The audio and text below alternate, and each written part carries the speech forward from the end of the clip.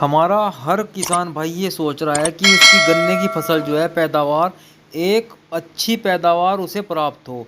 अब अपने खेत में क्या लगाएं जो गन्ने की पैदावार अच्छी निकले।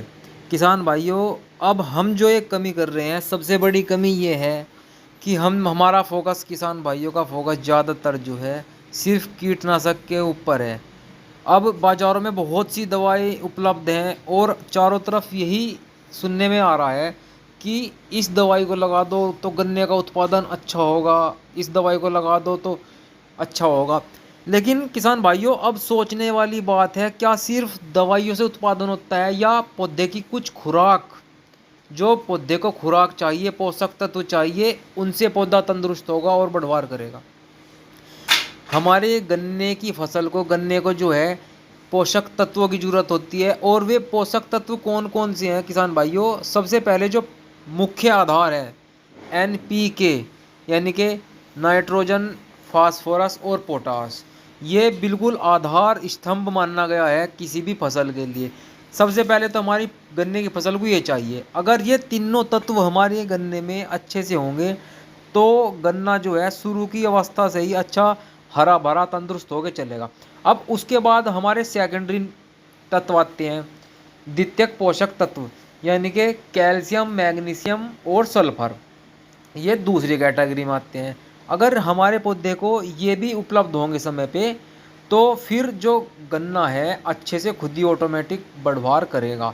अब जो माइक्रोन्यूट्रिएंट होते हैं हमारे तृतीयक पोषक तत्व, उसमें अपना ये जिंक, बोरोन वगैरह, ये सारे इसमें 16 तत्व आ जाते हैं।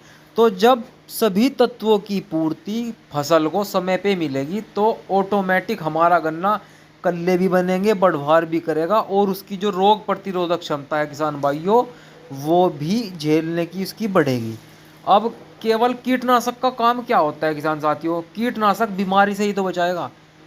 अब अगर बीमारी लगी किसी फसल में और कीटनाशक हमने लगा दिया, तो उस कीटनाशक का असर भी तभी होगा जब पौधे में अंदर इम्यूनिटी पावर अच्छी होगी, पौधा हमारा जानदार होगा और स्वस्थ होगा।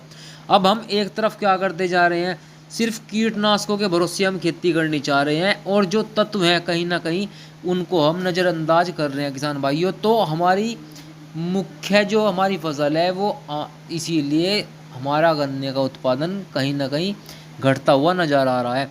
तो किसान भाइयों, बहुत उत्पाद हैं चारों तरफ, सिर्फ कीटनाशक, पेस्टिसाइड, सिर्फ इस पर जोर ज़्यादा दिया जा रहा है। किसान भाई, अब सोचने की बात यह है, अगर हमारे पौधे को जो पोषक तत्व चाहिए, हमें सबसे पहले उनकी पूर्ति करनी होगी। ये जो तत्व मैंने आपको बताया किसान भाइयों, अपनी फसल में समय पर इनका जो है प्रयोग करें तो गन्ना ऑटोमेटिक ही हमारा अच्छा होगा। और दूसरी बात, गन्ने में जो खरपतवार है, वो खरपतवार सबसे पहले खरपतवार को ख़त्म करने की प्राथमिकता हमारे खेत में होनी चाहिए। क्योंकि जो हम उर्वरक अपनी फसल को लगा रहे हैं, खाद पानी दे रहे हैं, तो वे भी कहीं ना कहीं जो खरपतवार है वे इसे ग्रहण कर रहे हैं। आधा भोजन हमारे गन्ने का वे भी खींच लेते हैं। तो जो खुराक है वो ऑटोमेटिक आधी रहेगी।